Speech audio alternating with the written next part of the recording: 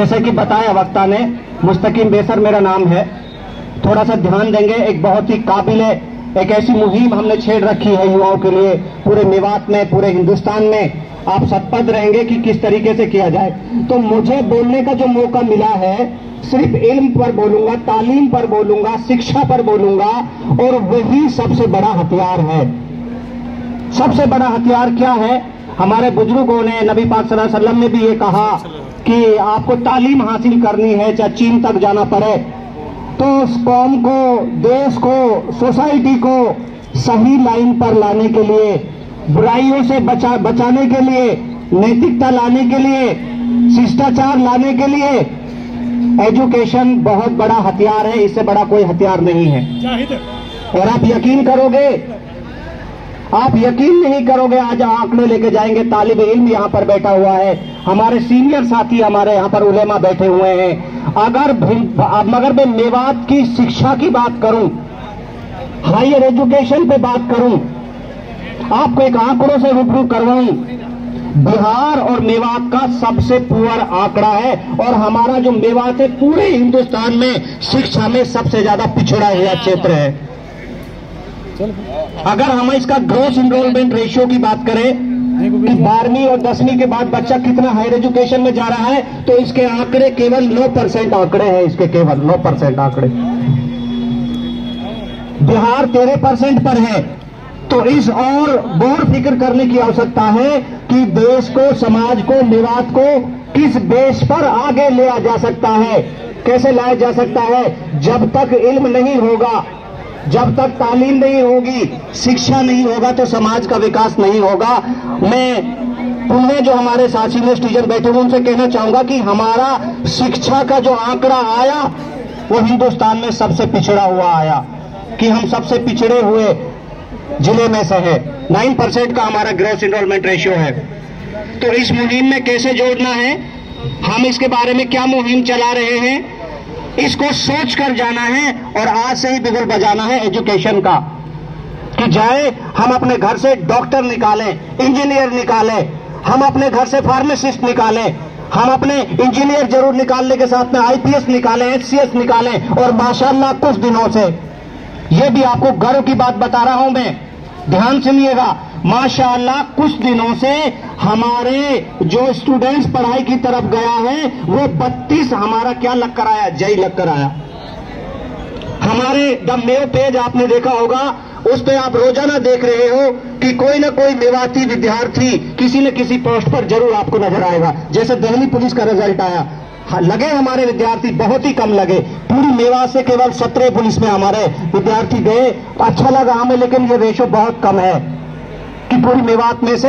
हाँ, जब से शिक्षा आई है, जब से थोड़ा सा हमारा अध्यापक भी देखने को मिल रहा है, लग रहा है, पुलिस में भी जा रहा है, जई भी बन रहा है, डॉक्टर्स में भी आ रहे हैं, माशाल्लाह अपने इदारे भी कर रहे हैं, माशाल्लाह अपने हॉस्पिटल्स भी कर रहे हैं। तो ये जो आप सुधार देख रहे हो, ये शिक्षा की बदौलत आ रहा है।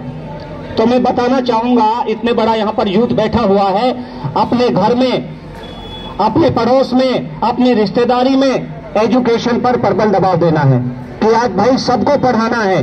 पढ़ाने की मुहिम हमने छेड़ी हुई है। जो बच्चा 10वीं कर गया, 12वीं कर गया, सुन लीजिएगा, इस मंच से ऐलान कर रहा हूं मैं हमारे सीनियर सिटीजन की रहनुमाई में, जो 10वीं कर गया किसी भी गवर्नमेंट स्कूल से, 12वीं कर गया गवर्नमेंट स्कूल से, आगे के पढ़ना चाहता है, आगे के लिए काउंसलिंग नहीं है, गाइडलाइन नहीं है, पढ़ना चाहता है, इंजीनियर बनना चाहता है, डॉक्टर बनना चाहता है, तो हमने एक मुहिम चलाई हुई है जिसका नाम है मिशन एजुकेशन क्रांति।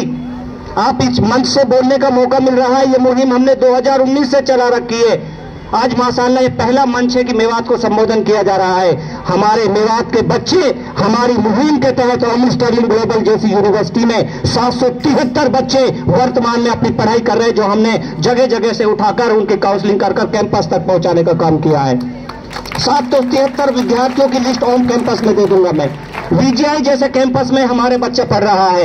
एक बच्चा यहाँ पर भी मैंने मॉडल के लिए बुलाया है कि ये सर झूठ तो नहीं बोल रहे मंच से जाकर, आपकी इस युवा साथी पढ़कर आसानिया हॉस्पिटल में जॉब कर रहा है, जिसका नाम शाहीन सालार है, जो इस यूथ को कैंपेनिंग कर रहा है। तो मैं इस मंच से ज्यादा समय ना लेते हुए, क्योंकि यहाँ पर सीनियर सिटीजन बैठे हुए हैं, इनकी रहनुमाई में इनकी बातें मुझे भी सीखने को मिलेगी। जो बच्चा 10वीं पास है, 12वीं पास है, पैसा नहीं है, पैसे का दिक्कत है, गाइडलाइन नहीं है, मैं इस मंच से पूछना चाहूंगा गाइडलाइन के बारे में, काउंसलिंग के तौर पर पूछना चाहूंगा। अगर किसी विद्यार्थी को आंखों का डॉक्टर बनाना है तो कौन सा कोर्स किया जाए? बताइए, मैं उसको 100 रुपए का इनाम दूंगा। बताइए इस महफिल में, ध्यान दीजिएगा। अगर कोई बच्चा नेत्र चिकित्सक बनना चाहता है तो उसके लिए क्या कैपेबल कोर्स है आप बताइए। बेहोशी का डॉक्टर बनना चाहता है, बताइए। गुर्दे और किडनी का डॉक्टर बनना चाहता है, बताइए कौन सा कोर्स है? एक भाई बताइए। हाँ, ये तो सीनियर सिटीजन है, स्टूडेंट नहीं है, आपका नहीं माना जाएगा। बताइए सर, आंखों के लिए बताना है, बताइए। नेत्र चिकित्सक बनाना है, कौन सा कोर्स किया जाए? बताइए। हाँ, इतना जरूर पता है कि सलमान खान कौन है, विराट कोहली ने शतक लगा दिया है, इतना सबको पता है।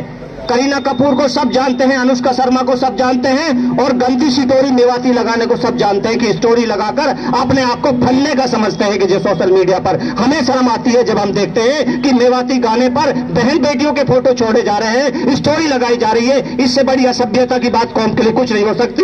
और मैं इंजीनियर साहब आपको भी अवगत कराना चाहता हूं, ये हमारे यूथ ही कर रहा है ये काम। आप प्रोफाइल खोलिए फेसबुक की। इन्हीं चीजों से बचाना है। ये चीज जब आएगी जब आपके पास एजुकेशन होगा। मैं बता रहा था कि नेत्र चिकित्सक किसी को बनाना है तो बीएससी ऑप्टोमेट्री कोर्स करेंगे आप। हमारे पास कोर्स आया है, इस चीज में भी अभी हमारे मेहमान नवाजी आने में वक्त ले रहे हैं, इसलिए मैं थोड़ा ज्यादा वक्त ले पा रहा हूं। अभी किसी को नहीं पता होगा कि फार्मर डी कोर्स क्या होता है। हाथ ऊपर करके बताए मुझे, कौन जान रहा है फार्मर डी कोर्स क्या होता है? अभी किसी को मालूम नहीं है। हम 2GB नेट का दुरुपयोग कर रहे हैं केवल इंस्टा रील बनाने में, बकवास करने में, लेकिन अच्छी चीज कोई नहीं देख पा रहा है। Pharma D course pharmacist plus doctorate का कोर्स है, वो 6 साल का कोर्स है। तो मैं अपनी बात को संक्षिप्त में रखते हुए बताना चाहता हूं कि जो बच्चा 10वीं पढ़ गया है, 12वीं पढ़ गया है, अभी आप तक कुछ पम्पलेट नोट्स हमारे पहुंचेंगे, हम उसको गोद लेकर पढ़ाएंगे और उसका कॉलेज का खर्चा 100% संस्था से भरवाएंगे। इससे बड़ी चीज आपके लिए क्या दे सकते हैं? 100% जिम्मेदारी लेंगे आपके कोर्स की फीस की, चैरिटी से आपके फीस ट्रस्ट भरेगा। इन्हीं शब्दों के साथ में मैं एक बार फिर पुनः जिन्होंने वक्त दिया, जिन्होंने मुझे सुना, मैं अपनी बात को विराम देता हूं। मैं यही कहना चाहता हूं कि यूथ हमारा आगे आए, सोशल मीडिया से अच्छा है, शिक्षा की तरफ जाए, बुराइयों से रुके और अपने अखलाक, नैतिकता, ये सारी चीजें सीखें और अपने जो बड़े हैं उनकी रहनुमाई में, सरपरस्ती में अपने काम करें। और एक अच्छा मेवात हमें बनाना है, क्योंकि इनका तो दिख गया, अब हमें आना है, तो हमें एक अच्छा मेवात बनाना है ताकि हम यहाँ पर टटलू के नाम से ना जाने जाएं, हम हैकर्स ना जाने जाएं, हम तालिबे इल्म बने, हम इंजीनियर बने, डॉक्टर बने, सरकारी नौकरी में हमारा नाम हो। तो इस कलंक को हम शिक्षा के माध्यम से धो देते हैं। इन्हीं बातों के साथ में सभी के लिए शुक्रिया, धन्यवाद। अस्सलाम वालेकुम।